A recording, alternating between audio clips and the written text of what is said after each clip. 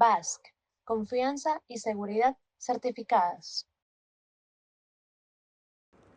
Vas, te pasa la bola. Si detrás de esta exportación no hay trazabilidad, tenemos un problema. Vas te ayuda a minimizar tus riesgos para que tu carga llegue segura a todo el mundo. Porque la seguridad no es un juego. Saludos cordiales, amigos de Convergente TV, Televisión Global. Bienvenidos a Geopolítica en Debate, un espacio de análisis de los problemas del orden internacional. En esta noche con el tema ¿se le acabó el oxígeno a Maduro?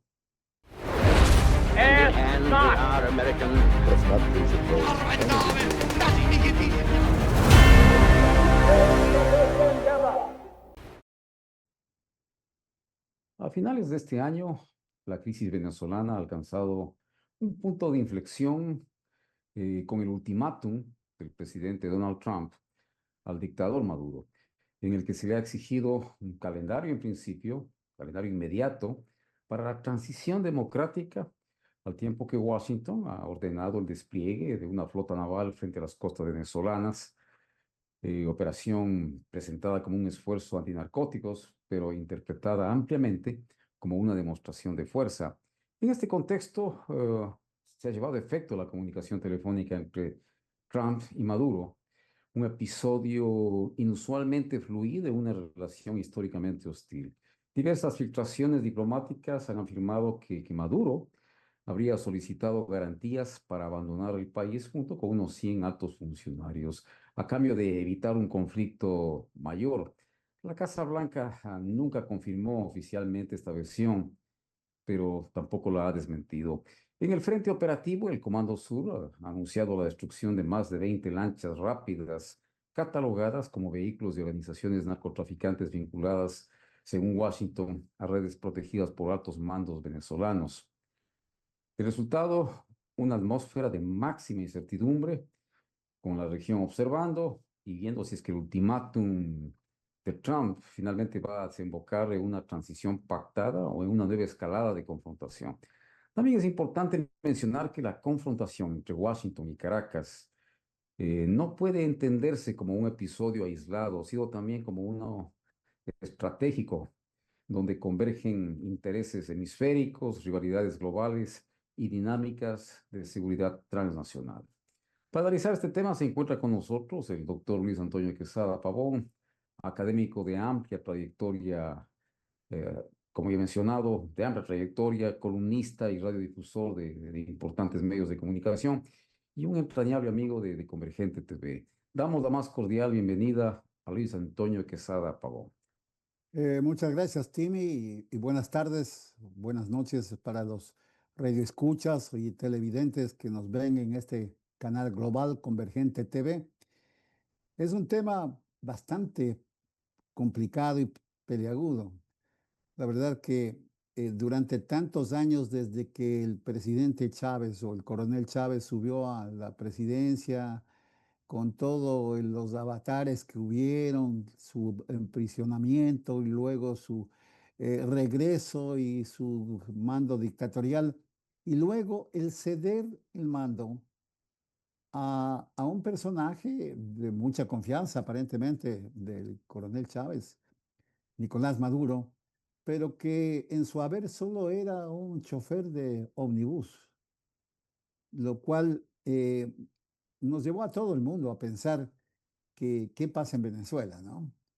Y hemos visto que desde el año 2013, creo que fue ese año donde Nicolás Maduro subió a la presidencia o fue delegado de la presidencia, pues ya son 12 años hasta el 2025, en el cual ha ganado, entre comillas, elecciones convocadas en la República Bolivariana de Venezuela.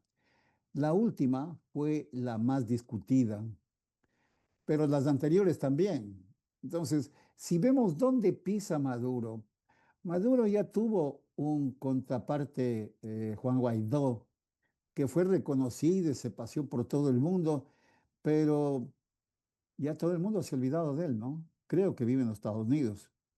las últimas elecciones ahora en este año 2025, en las cuales se impugnó a doña Corina Machado y Edmundo González aparentemente ganó las elecciones. También don Edmundo González se paseó por bastantes países del continente y del mundo, Y del mundo.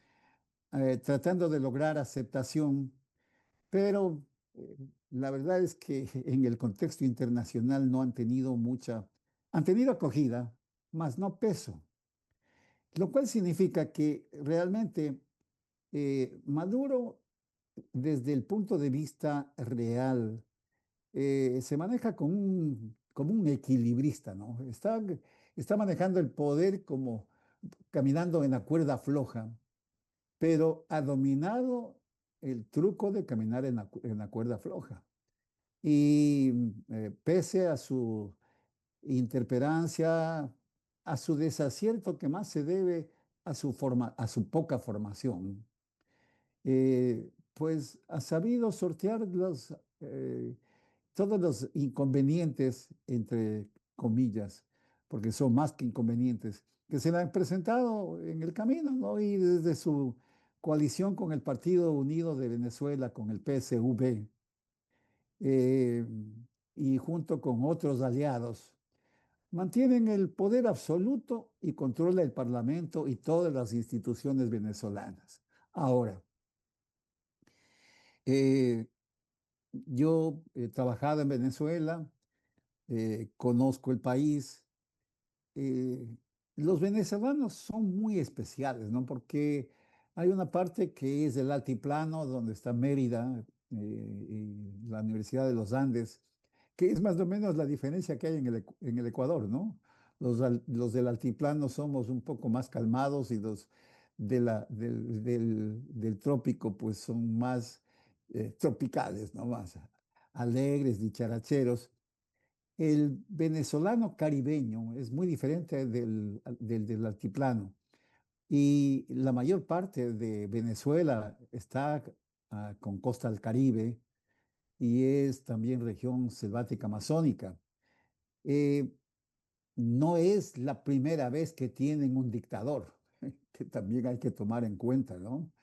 El país que nos dio realmente a los libertadores a esta parte del continente, pues lamentablemente cuando ya fue la época republicana han tenido varios dictadores, ¿no? En todo caso, la posición de Maduro está muy controversial porque no hay duda que los derechos humanos tienen una represión y hay una crisis social muy profunda. Entonces, eso se ha puesto en relieve, cada vez es como una ola, ¿no? Tras las elecciones en el 2024 y luego las elecciones parlamentarias del 2024 y las presidenciales del 2025, viene una ola eh, que realmente nos trae de primera mano la información de la crisis económica y humanitaria que sigue profundizándose en Venezuela, que es realmente una tremenda incongruencia, ¿no? O sea, el país más rico de Latinoamérica desde el punto de vista de recursos humanos, perdón, de recursos naturales, Naturales. Mm. se muere de hambre. Y hay Así. una migración de 9 millones de venezolanos que van por todo el mundo. Eh, Esto ha provocado indudablemente un aislamiento internacional y sanciones. O sea, Absolutamente, mi querido Maduro, absolutamente. Mi querido Antonio, para entrar en materia, y gracias por la introducción que acabas de darnos, ¿ha llegado la hora cero para Maduro desde tu óptica? eh, yo no lo creo. Las dictaduras normalmente no, no se terminan de esa manera. Si tomamos el ejemplo de Pinochet, Pinochet tenía todo el ejército controlado en Chile, pero fue ya una rebelión popular, que no fue una rebelión cruenta, ¿no? Fue simplemente el decirle ya basta, ¿no? Y además, el normal agotamiento que tuvo un modelo económico que ya no podía ser tan floreciente en Chile. No, no es que haya decaído totalmente, pero Pinochet tuvo la habilidad de tener buenos asesores, o sea, los Chicago Boys. chicos de Chicago, los Chicago Boys, pues resultaron realmente buenos asesores, ¿no? Y me imagino que Pinochet tenía buenos asesores políticos que le permitieron de alguna manera no ser sancionado. Finalmente lo fue, pero ya no ser sancionado de la manera como normalmente son sancionados los dictadores. Y la forma como se sanciona al dictador es matándolo, ¿no? O metiéndolo en la cárcel como a Noriega. Yo no creo realmente que se le haya acabado completamente el oxígeno a Maduro, pero él creo, con su visión que tiene de la geopolítica, espera salir impune. Y no creo que ese sea el cuadro realmente que el mundo esperaría de un dictador como Nicolás Maduro, ¿no? El tema está, ¿cuánto tiempo realmente, oye, hacia dónde se perfila Venezuela bajo Nicolás Maduro? Es decir, el decaimiento que tiene ese país es un decaimiento continuo. Yo creo que eso, claro, es un país grande, es un país que indudablemente tiene recursos que de una manera u otra hace que el país no estalle, pero la decadencia, ¿no? O el decaimiento que tiene la República Bolivariana de Venezuela es la que indudablemente va a provocar que Nicolás Maduro se sienta ya fuera de foco. Y si él escucha y si ojalá tenga buenos asesores, pues probablemente busque una salida adecuada. Pero, y aquí viene el pero, yo no me atrevo a llamarle a Venezuela un narcoestado, pero a todas luces parecería que hay una profunda relación con este malvado negocio del narcotráfico, lo cual le pone de una manera u otra en un, no digamos compromiso, ¿no? Sino entre la espada y la pared. O sea, si es verdad todo lo que se le dice de el, qué sé yo, de los soles, el cartel de los soles y bueno, lo que ha sucedido en el Caribe con ahora el ataque de las fragatas americanas a los buques, a los barquitos que llevan droga, eh, pues no creo que le den chance mucho a retirarse porque el negocio que manejan es un negocio demasiado grande, ¿no? Y la situación geográfica de Venezuela es algo que no va a ser reemplazado ni siquiera por el Ecuador, Colombia y Perú, aunque ya estamos siendo parte de eso, ¿no? Eh, mi visión del asunto es que Maduro le gusta el poder, no hay duda. A Maduro le gusta el dinero, no hay duda. Pero también se le hace difícil salir de los compromisos, entre grandes comillas, que ha adquirido precisamente para tener ese poder y esa hegemonía, ¿no? Porque de una manera u otra, dejemos a un lado el tiempo de Chávez, pero ya está 12 años en el poder, ¿no? Y este va es el tercer mandato. 12 años son bastantes, ¿no? Entonces, por ahí deberíamos canalizar nosotros un poco la visión de lo que está sucediendo. ¿Cuánto Pero, tiempo le queda a Maduro? Pues claro. es muy aventurado poner un límite de tiempo, decir, esto va a terminar ahora, que creo deberías deberíamos analizar también desde el punto de vista de qué pasa con los Estados Unidos y Venezuela, ¿no? A eso Que iba, mi hay- querido Antonio. Si es que el tiempo que tú mencionas todavía le queda a Maduro en el poder, la pregunta ahora es, ¿qué va a suceder con el ultimátum del presidente Donald Trump que fenece, entiendo, este día viernes? Mira, la última vez que tuvimos aquí una entrevista y una conversación, estábamos hablando de un ultimátum de 3 días que dio el presidente Donald Trump para la Franja de Gaza, la pacificación de la Franja de Gaza. El presidente Donald Trump está muy acostumbrado, ¿no?, a dar ultimátums que no se cumplen, ¿no? De hecho, no es la primera vez que ya tiene un esfuerzo militar en el Caribe.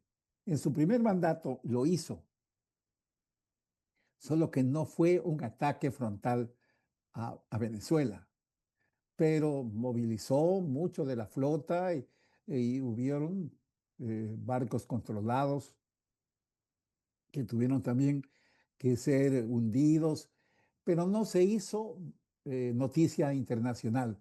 Estoy hablando del primer mandato del presidente Donald Trump.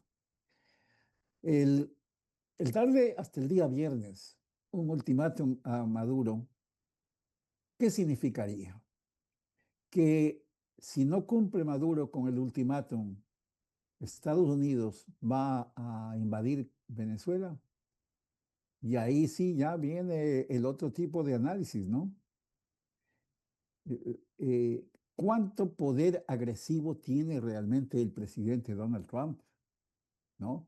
Y su agresividad que se ha visto desde el punto de vista de política exterior, eh, que ahora está orientada mayoritariamente para nosotros, que estamos más cerca a Venezuela, va a ser aceptada por el Senado y el Congreso americano. Hoy día estaba viendo noticieros internacionales, ¿no? Y veía las declaraciones de algunos representantes del Congreso americano que le ponen ya algo muy drástico de control, porque creo que en la mañana de hoy o en la madrugada hundieron un buque, bueno, atacaron un buque y a los sobrevivientes los remataron con otro misil, ¿no? Es el del 2 de Y, septiembre, y- este Antonio, el ataque a Perdón. la embarcación. Se entiende que están vinculados al narcotráfico. Hubieron dos ataques y se habla de una ejecución extrajudicial, que era parte de mis preguntas a posteriori, mi querido Antonio. De todas maneras, adelante con esta, ya que mencionaste el tema del 2 de septiembre, ¿cuál es su lectura de la inobservancia por parte de Estados Unidos de las mínimas normas de la guerra, si caben, esta suerte de ejecución extrajudicial que se está produciendo a instancias del secretario de guerra, Hexet, y de un almirante que no recuerdo en este momento su nombre, quienes habrían tomado la decisión de que se produzcan dos ataques, el primero devastador, por supuesto, en 6 u 8 tripulantes, y el segundo ataque a dos de ellos que permanecían todavía con vida. Entonces, ¿cuál es tu lectura de esta actitud y de esta medida por parte del gobierno de los Estados Unidos? bueno, en el ejército americano, igual que en la mayor parte de los ejércitos, hay una línea de mando, y esa línea de mando de una manera u otra se cumple, lo cual te lleva a que cualquier acción que se tome, por minúscula o mayúscula que sea, tiene que ser aceptada por el responsable de ella, pero no necesariamente quien aplaste el botón, porque ahora pues la guerra es con drones, ¿no? El que aplaste el botón, sino realmente quien tiene el poder de decisión de permitir que se aplaste el botón. Y eso lleva al comandante general de las Fuerzas Armadas de los Estados Unidos, que es el presidente Donald Trump. Me parece que el presidente Trump ha sido demasiado, les ha dado demasiada holgura para el control de las embarcaciones que se supone están con droga en el Caribe. Eso en el plano doméstico eh, no necesariamente promueve un consenso, ¿no? Yo miro lo que yo viví durante la guerra de Vietnam y pues los veteranos de guerra de Vietnam somos los menos agraciados de todas las guerras, ¿no? Y a pesar que ha habido otras peores pero la comunidad americana se sintió ofendida por lo que sucedía en Vietnam. Y claro, pequeños detalles como la foto de la niña desnuda después de un bombardeo en Napalm causaron un tremendo impacto. Entonces, el problema que el gobierno tiene resultados económicos en los Estados Unidos y la narrativa de seguridad en cierta forma le ha funcionado a Donald Trump, pero genera desconfianza en muchos sectores. Por ejemplo, la persecución a los inmigrantes latinos, porque yo no diría inmigrantes en general, ¿no? Es de inmigrantes latinos, al punto que muchos de mis colegas que son ciudadanos americanos se rehúsan a hablar español y andan con su pasaporte o su identificación americana para que no les confundan. Eh, Ese tema nos lleva a decir indudablemente, Donald Trump tiene un férreo liderazgo, tiene un fuerte liderazgo, basado en una extensa habilidad de confrontar, pero eso ha creado una polarización interna. Ese liderazgo que podría ser eficaz, porque lo es de alguna manera, es inquietante para un montón de gente, ¿no? Entonces, eso ver desde la situación del presidente Trump. Ahora, ¿a quién ataca? A un Maduro que tiene un control férreo también, pero no tiene legitimidad. O sea, su legitimidad es cuestionada. O sea, le podemos, yo no lo critico, pero podemos hablar del presidente Trump muchas cosas, pero no podemos afectar a su legitimidad. Es el presidente electo de los Estados Unidos, ¿no? Sin embargo, no podemos decir lo mismo de Nicolás Maduro. Y mira que aún sus compañeros de Sao Paulo y del bloque no le acompañan, ¿no? Lula da Silva ha sido uno de los mayores cuestionadores de la legitimidad de Nicolás Maduro. Inclusive el Eh, colombiano Petro también no Petro reconoce, también quiere poner tierra de por asumido, medio, ¿no? han asumido esa posición. Pero Antonio, aquí cabe una pregunta a propósito de la legitimidad del dictador Maduro, que ciertamente pues, no está, no es legítimo.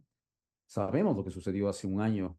Sabemos que González Urrutia es el presidente electo en la última justa electoral. Pero yo quería preguntarte, ¿cuál es tu lectura de quienes le protegen a Maduro? Las Fuerzas Armadas de Venezuela se han caracterizado por su obsecuencia con el presidente Maduro y por supuesto por una inflada cúpula militar. Sé que hay una retahíla de generales improvisados, sin trayectoria militar, sin preparación. Esta gente, Antonio, ¿defenderán a Maduro en el evento de que se dé una infiltración por parte de Estados Unidos? Porque invasión creo que no, pero por lo menos un golpe de mano o una extracción tipo Osama Bin Laden pudiera darse. ¿Cuál es tu lectura de cuál sería el comportamiento de las Fuerzas Armadas venezolanas desde esta óptica? Mira, que han querido tumbar a Maduro desde su inicio, de hace 12 años, ¿no? Y creo que en paz descanse, el coronel Chávez tuvo la habilidad de crear un grupo muy homogéneo dentro de las Fuerzas Armadas de Venezuela. Y te puedo decir, no son una élite militar, pero son una élite político-social, que están acostumbrados a un nivel de vida y a un nivel de recursos muy por encima de lo que ya tenían bajo la normalidad venezolana, que era muy alta. No olvidemos que Venezuela, antes de Chávez, tenía un poder económico y un nivel de vida muy alto, ¿no? Eh, yo creo que ese nivel de militares y de burócratas, ¿no? Van a defender a Maduro. Ahora, ¿cuánto poder de convocatoria tienen? Eh, Resulta una verdad de perogrullo decirte a las pruebas me remito, 12 años que han querido tumbarle y no han podido, ¿no? O sea, han estado varios líderes de oposición, ¿no? Y no lo han logrado. Mira, doña Corina Machado logra, recuerdas que ni pensábamos que ella iba a ser premio Nobel, yo hubiera apostado por Donald Trump, pero doña Corina Machado recibe el premio Nobel por un gesto político, ¿no? Gesto Tal político cual. muy apropiado y no tiene ningún poder de convocatoria realmente, de decir, bueno, ahora nos levantamos, ¿no? Eh, el venezolano es muy caribeño, ¿no? Y los caribeños no son tan revoltosos, ¿no? Yo no sé cómo Fidel Castro logró reunir a su, a su grupo de revolucionarios para entrar en Cuba. Yo no creo que en el caso de una invasión haya una fuerte oposición de la mayor parte del ejército. Sin embargo, sí va a haber una cruenta guerra que no creo que los Estados Unidos está dispuesto a tenerla. Basque, confianza y seguridad certificadas. Vas, te pasa la bola. Si detrás de esta exportación no hay trazabilidad, tenemos un problema. Vas te ayuda a minimizar tus riesgos para que tu carga llegue segura a todo el mundo. Porque la seguridad no es un juego. Mi querido Antonio, aquí, si me permites, eso desde la posición de las Fuerzas Armadas venezolanas, que tú dices que pudieran estar preparando una defensa de su país, quizás desde la óptica de la soberanía, que es un asunto más bien de conciencia nacional, como quieran verlo, pero recordemos que esta semana se ha llevado a efecto la reunión del Consejo de Seguridad Nacional de Estados Unidos. En esta reunión se ha barajado, conozco, diferentes alternativas militares. Esto nos lleva a conjeturar que se estaría preparando una acción militar, ya sea directa o una soterrada con la asistencia de la CIA, con el esquema de inteligencia que tienen los Estados Unidos, y que se estaría produciendo esto en las próximas horas de la información que yo dispongo, que no sé qué tan real sea. De Bueno, todas eso maneras, creo que... ¿cómo ves tú la actuación de las Fuerzas Armadas norteamericanas en este contexto en las próximas horas? Parecería que estamos esperando un desenlace en los términos que te he mencionado, ya sea una infiltración, atacar objetivos puntuales, la extracción, algo análogo ha sucedido con Osama Bin Laden en Pakistán en su momento, que pudiera darse, o simplemente Maduro ya ha pactado con los Estados Unidos y estará próximo a salir de este país. ¿Cuál es tu lectura respecto de lo que hará ese Consejo de eh, Seguridad Nacional de los Estados Unidos? a ver, la primera no lo creo factible. Es decir, no tengo acceso yo realmente a ni siquiera a presumir de qué hablaron en el Consejo de Seguridad Nacional de los Estados Unidos.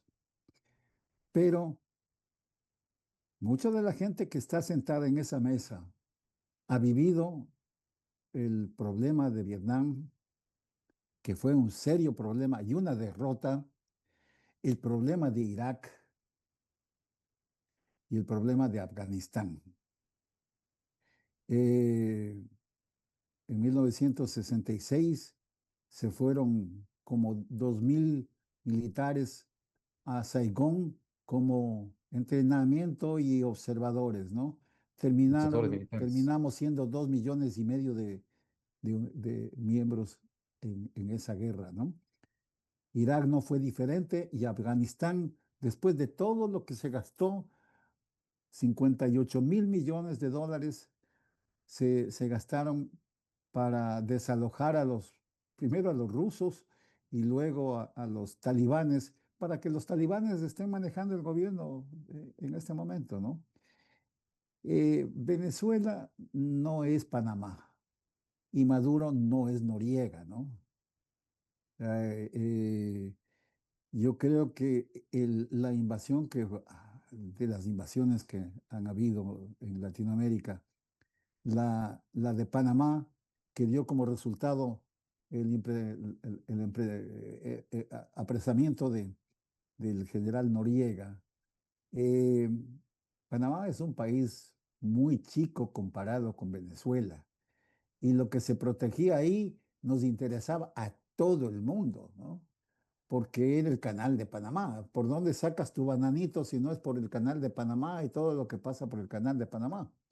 Entonces, la gente, el contexto internacional miró para otro lado. Venezuela es un país rico en recursos naturales, pero ¿en qué le afecta al Ecuador realmente todo lo que le está pasando a Venezuela, excepto tener 350,000 venezolanos como inmigrantes, ¿no? ¿En qué le afecta a Chile, a Paraguay? O sea, desde el punto de vista estratégico, económico, social, ¿nos afecta algo que sea dramático? No, pero el tema va por los principios, ¿no? Y a pesar de que ha sido muy mal entendido, uno de los principios básicos que me enseñaron sobre América para los americanos, ¿no? En la teoría Monroe. Doctrina Eh, Monroe, sí. eh, Realmente yo creo que por fuerza, a pesar de que Venezuela no influye directamente con nosotros económicamente ni dijera políticamente. Sin embargo, nos veríamos obligados a hacer causa común con Venezuela. Eso creo que frenaría y va a frenar cualquier intento Pero me voy por tu segunda opción. Creo que el presidente Donald Trump tiene una capacidad negociadora muy grande. No es un Henry Kissinger de ninguna manera, pero es un empresario y es un buen negociador, es inmobiliario, ¿no? Y vender edificios debe ser bastante difícil, ¿no? Claro, Entonces, complejo. yo creo que él, en este caso, sí puede lograr que haya una salida salvadora para Nicolás Maduro y su gente, pero de acuerdo a lo que leí, bueno, he leído algunas cosas que son contradictorias, ¿no? La declaración de que la llamada telefónica, por otro lado, Maduro dice que nunca será colonia americana y que nada que ver, que él se queda ahí en el poder y está bien ahí. Pero en otra de las informaciones sale que Maduro y sus 100 personas cercanas quisieran tener una amnistía. Eh, Esa podría ser, ¿no? Eh, pues el Shah de Irán se refugió en Panamá porque no tenía dónde refugiarse, finalmente se refugió en Panamá, que es un problema que va a tener que afrontar Maduro si es que toma esa decisión. ¿Dónde le van a aceptar? Nicolás Maduro es una papa caliente, ¿no? Por Y supuesto. van a tratar de pasarse unos a otros, porque desde el punto de vista político, ¿a quién le interesa tenerlo a él? ¿Tú crees que los rusos le van a recibir? Muy No. probablemente Turquía me parece que se había presentado Eh, como una alternativa para viabilizar precisamente una salida sin derramamiento de sangre. Pero en todo caso, Antonio, el cierre del espacio aéreo venezolano, que es otra de las variables que se ha presentado en estos días, esto agrava el aislamiento internacional de este país. Entonces, esto supone, a mi modo de ver, el principio del fin para el oprobioso régimen de Maduro. ¿Cuál es tu criterio respecto ya de haber cerrado el espacio aéreo? Debería ser si es que la situación económica del país de Venezuela sería normal. O sea, que te congelen los aeropuertos, prácticamente es así, ¿no? Que te congelen los aeropuertos es terrible, pero la cantidad de personas que están varadas en Caracas no son tan grandes, ¿no? Entonces, es una situación que Maduro mismo utilizó en su beneficio para decir, el que no quiere venir, aerolínea que no quiere venir, le quito el permiso de funcionamiento para toda la vida. Esas medidas económicas, bueno, sí han funcionado en parte contra Venezuela, pero hay que notar que tiene apoyo, ¿no? Y eso le ha permitido a un gobierno tan inestable como el de Maduro mantenerse firme.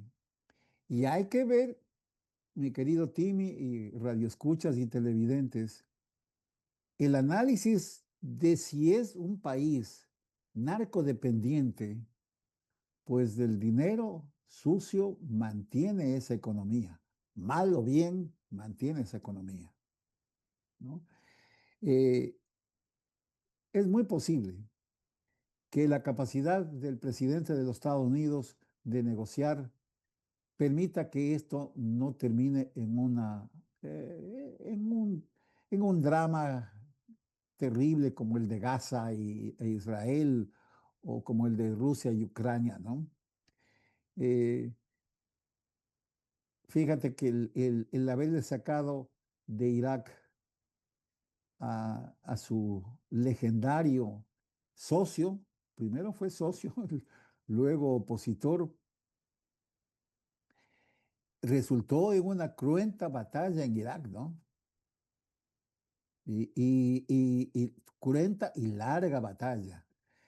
Absolutamente. No creo que en este momento sea factible con el contexto internacional que tenemos, ¿no? Y mira, eh, mañana van a reunirse la doctora Sheinbaum y el presidente Donald Trump para el sorteo del Mundial de Fútbol. Pero hace un par de días la doctora Sheinbaum hizo una declaración fuertísima, ¿no?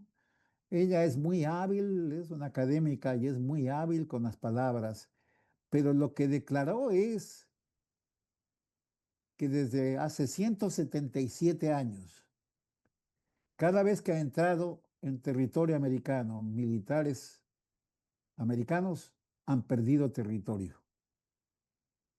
Y claro, después elaboró toda la base legal y es una fuerte declaración, ¿no?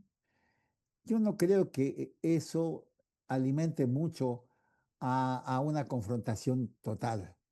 Eh, no voy a ser tan ofensivo para decir es un bluff, porque no creo que esto sea un juego de póker, ¿no? Pero el ver un portaaviones frente a Maracaibo debe ser aterrador, ¿no? Y que te sobrevuelen F-16 y todo eso debe ser especialmente para la ciudadanía venezolana. Ojalá lo que tú me indicas como segunda opción sea la opción que Maduro acepte. Óptimo, Será de óptimo. corto plazo, es el problema. Por supuesto, por supuesto. La única posibilidad de que sea de corto plazo es que los propios venezolanos se levanten, ¿no? O sea, yo no le veo otra, pero han pasado 12 años, han pasado varios líderes, ¿no? Y ninguno ha sido capaz de tener el poder de convocatoria para realmente, han hecho manifestaciones grandes y todo, pero ha quedado en nada. Entonces, el, si bien la legitimidad de Maduro está totalmente despreciable. No hay, no creo que ninguno consciente lo asuma. Tiene un poder de control institucional y una fuerza que a pesar de que el gobierno está desprestigiado, en una base social muy frágil, se mantiene en el poder. Y no se ve realmente que haya una posibilidad de que algo que esté germinando una revolución interna o un rechazo interno, ¿no? Ahora, ¿qué pueden parar? ¿Cómo pueden hacer una huelga general en Venezuela? Si ya la mayor parte de sus servicios funcionan tan mal que el parar solo sería condenarse a ellos mismos a sufrir debacles, ¿no? ¿Cómo van las cosas? No, desde mi punto de vista, yo veo que hay dos modelos antagónicos que precisamente tú lo has puesto desde dos puntos de vista, ¿no? O sea, invasión o negociación, ¿no? Eh, estos dos modelos antagónicos que se enfrentan, la agresividad exterior, tanto de los Estados Unidos como de Venezuela, o la capacidad de negociar y mantenerse en equilibrio muy frágil, pero seguir manteniéndose en el equilibrio de Maduro, nos obliga a pensar no solamente a dónde va Venezuela, sino a dónde va la región, ¿no?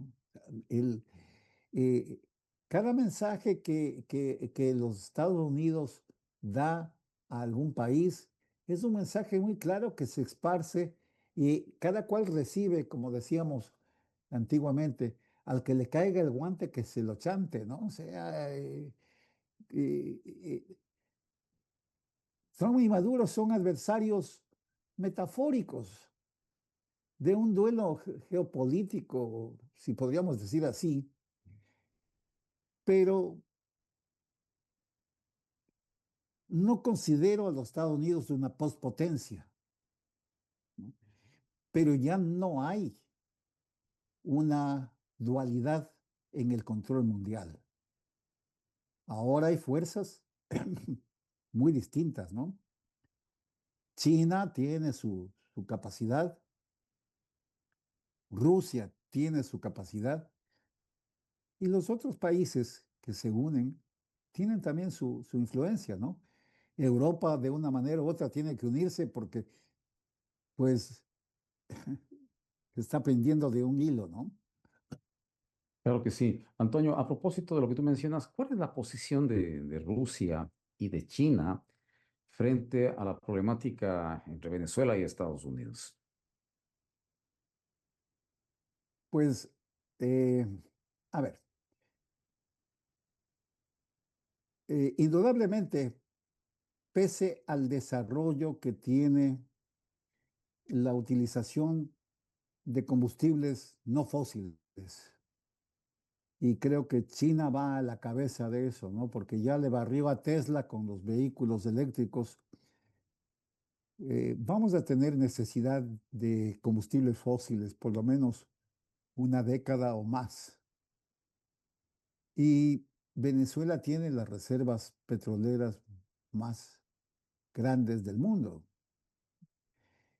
Y no solo de reservas petroleras, tiene una gran minería y una minería no solamente de metales tradicionales, ¿no? Hierro, cobre, aluminio, sino tiene de las tierras raras que solo están o en la China o en Venezuela. Entonces, ese poder que tiene Venezuela, no hablo de Venezuela, no hablo del gobierno de Maduro, ese poder que tiene Venezuela atrae a potencias como China, como Rusia, porque son necesarios.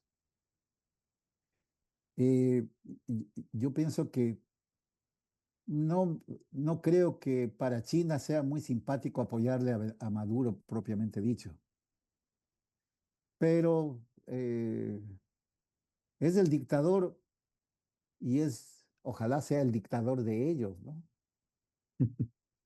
¿No? Creo que el presidente Nixon lo decía de otra manera, mucho más vulgar, pero eh, creo que se entiende la frase. Sí, Rusia, China, Corea del Sur, Taiwán, porque ahí entra el otro problema geopolítico, Taiwán, ¿no? China, donde Estados Unidos invade Venezuela, China invade Taiwán al día siguiente. Y no podemos decir nada, ¿no? El, la hegemonía geopolítica ya no está del lado de los Estados Unidos, ni de Rusia, ni de China. Ya es algo mucho más eh, desintegrado. Ya no se lucha por ideales, sino por intereses. Tú no ves a China que vende el libro rojo de Mao, ¿no? Mao Zedong salió con el libro rojo y todos los comunistas y marxistas chinos tenían su libro rojo. Ya no se ve. Los rusos no están invadiendo Ucrania con la hoz y el martillo, ¿no? O sea, no están vendiendo la ideología marxista-leninista. Ya son intereses. Igual que Donald Trump, ¿está vendiendo capitalismo? No, no quiere que, en primer lugar, no quiere que el país tenga ese desangre de dólares que es la salida de dólares por el narcotráfico, ¿no?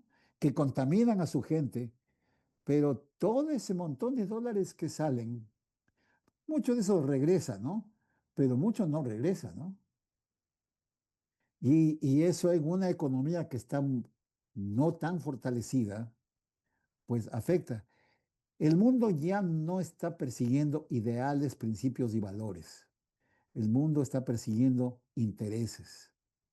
Y claro, hay un interés, un serio interés en Venezuela porque es un país muy rico en recursos naturales. Ahora, Evidentemente, Antonio, en este aspecto que tú mencionas, es evidente que esta circunstancia que se ha dado entre Estados Unidos y Venezuela tiene su tinte geopolítico, mi querido Antonio.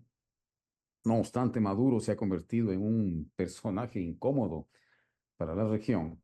No es menos cierto que hay variables geoestratégicas que no pueden escapar a nuestro análisis. Y yo quisiera que analicemos, si me permites, ya casi al cierre del programa, esta confrontación entre Washington y Caracas no puede entenderse como un episodio aislado, sino como un nodo estratégico donde convergen intereses hemisféricos, rivalidades globales y dinámicas de seguridad transnacional. ¿Cuál es tu criterio del verdadero objetivo geopolítico de los Estados Unidos en Venezuela? pues yo creo que la situación es una situación mucho más insostenible de lo que nosotros pensamos, Timmy. Hay una fragilidad por muchos lados, ¿no? Y yo presumo que la visión estratégica que tiene los Estados Unidos es que un personaje tan inestable como Maduro podía entregar el país a cualquier otra potencia, ¿no? ¿No?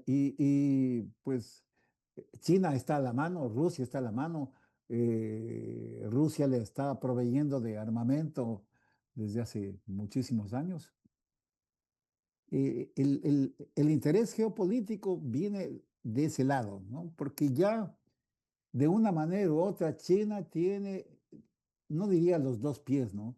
Pero tiene un pie muy bien puesto en Sudamérica. Las inversiones que tiene en Perú, en Colombia, en Brasil, ¿no? Son inversiones muy grandes. Y lamentablemente los Estados Unidos no hizo ese tipo de conexión con el patio trasero que somos Sudamérica. Y China, sin gastar un centavo realmente en armamento, pues tiene una injerencia geopolítica en Latinoamérica muy grande. Entonces, yo pienso que siendo insostenible por lo que acabamos de decir, Estados Unidos tiene la obligación de proteger nuestra, digamos, nuestro mundo occidental de alguna manera, ¿no? Porque hay temas que nos van a quebrar de alguna manera u otra. Fíjate lo que hablábamos nosotros en una entrevista anterior sobre lo que yo envisionaba de la Franja de Gaza, que no iba a ser posible eso. Y realmente pensé que me había equivocado porque como una semana después se firmaba con todos los, ¿no? Pero mira en lo que ha quedado, ¿no? O sea, ahora Israel ataca al Líbano y se va a tirar a Hezbollah encima y está abriéndose más frentes eh, para que para que haya paz entre Ucrania y Rusia. Ucrania va a tener que ceder 20% de su territorio, ¿no? Y entonces vemos toda esa vaina. Y hay cosas que no vemos porque no son tan evidentes. Todas las masacres que suceden en, en África, ¿no? O sea, el Papa León XIV va a países musulmanes porque necesita ir a esos países musulmanes a evitar que se tiren en contra de los cristianos ortodoxos y católicos, ¿no? Eh, el liderazgo de Trump, vuelvo a repetir, es eficaz pero beligerante. El de Maduro es débil por su legitimidad. O sea, nació sin la legitimidad que le da la capacidad de liderazgo, ¿no? O sea, él está, no digamos de esa manera, pero es un títere, ¿no? Quien lo maneja es un grupo de políticos y qué sé yo, empresarios buenos y malos de Venezuela, ¿no? Eh, ¿Cómo va a terminar esto? Ojalá sea con una negociación. Ahora, creo que no tenemos mucho tiempo más, pero eh, Trump y Maduro son dos gobiernos fuertes, sí, ¿no? A su manera, pero son muy frágiles.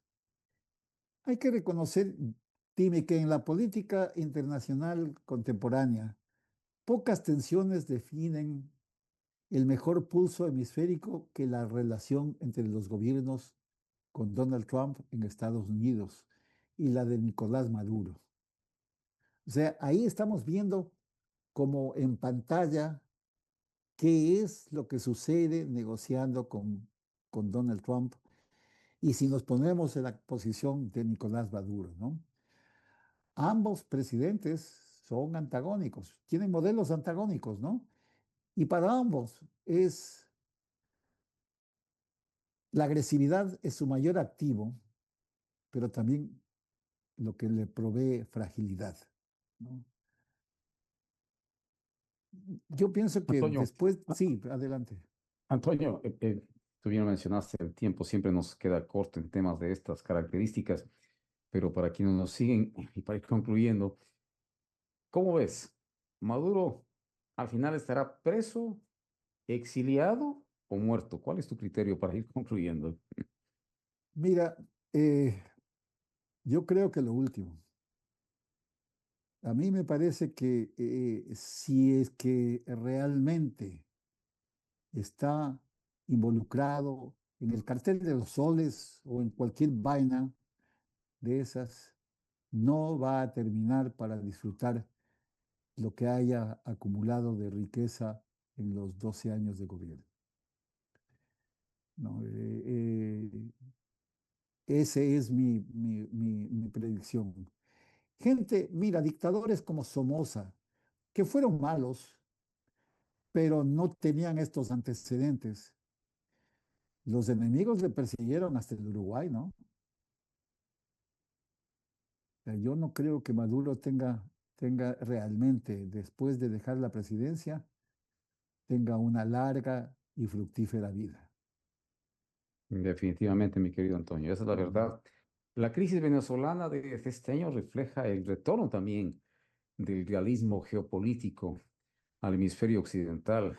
Estados Unidos reedita su primacía en América Latina, merced precisamente a la fragmentación de América Latina, Antonio, y las potencias emergentes miden su margen de maniobra. La llamada del presidente Trump a Maduro, el despliegue naval, no fueron solo episodios coyunturales, sino constituyen la expresión más visible de una reconfiguración del poder en las Américas en medio de un orden internacional polarizado, crecientemente polarizado, mi querido Antonio, y quienes nos siguen. No sabemos en qué va a terminar esto. Se dice que en los subsiguientes días y quizás horas, este asunto se vaya a definir. Como tú bien lo decías, yo también soy un poco incrédulo a que eso suceda, pero en todo caso esperemos que el desenlace no suponga la vida de gente inocente, de venezolanos que tendrán que morir en el proceso si es que no pasa algo que no sea precisamente la invasión o una operación quirúrgica, si cabe, de las fuerzas militares norteamericanas en este país. Mi querido Antonio, quiero agradecerte por tu presencia. Solamente quería decirte algo, ¿no? Que Claro que es, sí, claro que sí. hay algunas incongruencias en el manejo geopolítico del gobierno americano, ¿no? O sea, no se entiende cómo le da un perdón o indulto a un expresidente hondureño De Honduras, claro que sí. juzgado por narcotraficante, ¿no? Ya a la vez manda toda una flota a hundir a narcotraficantes. O sea, hay una dualidad y realmente yo no creo. Estamos viviendo en Latinoamérica el efecto péndulo, ¿no? Tú ves que cada vez más la gente se aleja de los líderes del Consenso de Sao Paulo y se va a la derecha, ¿no? Le está sucediendo en Chile, está sucediendo en la propia Honduras, pero nunca hemos visto un intervencionismo tan claro, por lo menos en mi vida, que ya, pues ya llevo 7 décadas, ¿no? En el cual los Estados Unidos abiertamente se pronuncien por candidatos y hay una injerencia, ¿no? Se ha movido la CIA, se ha movido la plata, se ha movido, pero ahora que un presidente declare, yo estoy a favor de Milei, yo estoy a favor de Katz, como que suena para siglo XXI muy incongruente. Y eso crea un tipo de tensiones, no solamente creo que ya nos hemos acostumbrado a oír tanto en Latinoamérica que ya no nos importa, pero dentro de los Estados Unidos no es tan común oír eso, ¿no?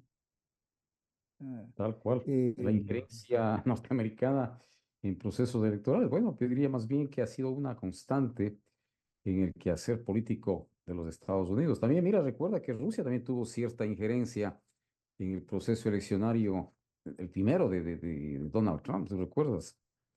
Entonces parecería que esa va a ser la corriente del manejo de la política sí, exterior. sí, así fue, Entonces, pero han sido más, un penosamente, poco más solapados, ¿no? Yo creo que ahora estamos ya, las redes sociales ya parece que les obligan a ser abiertos, ¿no? Pero debería haber un poco más de recato en el manejo de la diplomacia internacional. penosamente, Antonio, a Mm. propósito de esto, Henry Kissinger, lamentablemente muchos no aprecian quizás el aporte al mundo de Henry Kissinger, le recordarán por los miles de muertos en Saigón, en la guerra de Vietnam, en Chile posiblemente, si se lo recuerda, pero sí tenía ciertos aspectos que han aportado desde su visión geopolítica a cómo el mundo debería organizarse, en específico el sistema internacional. Y Henry Kissinger, tú recuerdas, él decía que los países tienen que vivir, o el sistema internacional, basado en reglas. Es decir, él hablaba de la democracia representativa, de la democracia liberal, el respeto a la propiedad privada, el respeto al derecho a la autodeterminación de los estados. Había una serie de aspectos que Kissinger relievaba en el marco de la relación internacional. Ahora, Antonio, con el gobierno del señor Trump, parece que el concepto de vivir bajo reglas internacionales se ha inobservado y eso es lo que está sucediendo actualmente. Entonces, quizás ser motivo de un tema de análisis a posteriori, Antonio, de qué pasa con la política Y, del presidente Trump habida cuenta que le restan 3 años todavía en el poder. Yo te sugiero que revises en la biblioteca los episodios antiguos de una serie en la cual Donald Trump era el presentador. Se llamaba You Are Fired. Usted está despedido. Claro, usted está despedido. Y yo creo que está actuando en el gobierno exactamente como actuaba en esa serie, ¿no? Sin reglas, No, sin reglas sí, en el sistema internacional. Y eso es parte de la doctrina realista del manejo de las relaciones internacionales, mi querido Antonio. Bien, para concluir, deseo agradecer al doctor Luis Antonio Quesada Pavón por habernos acompañado en el programa, a nuestros auspiciantes también mil gracias, y a quienes nos siguen por los diferentes medios digitales. Mil gracias por permitirnos Gracias, ingresar en Timmy, y sus gracias a hogares. los radioescuchas y a los televidentes, muy amables. Será hasta la próxima. Un abrazo, Antonio. Muchas gracias. Gracias. BASC, confianza y seguridad certificadas. Vas, te pasa la bola. Si detrás de esta exportación no hay trazabilidad, tenemos un problema. Vas te ayuda a minimizar tus riesgos para que tu carga llegue segura a todo el mundo. Porque la seguridad no es un juego.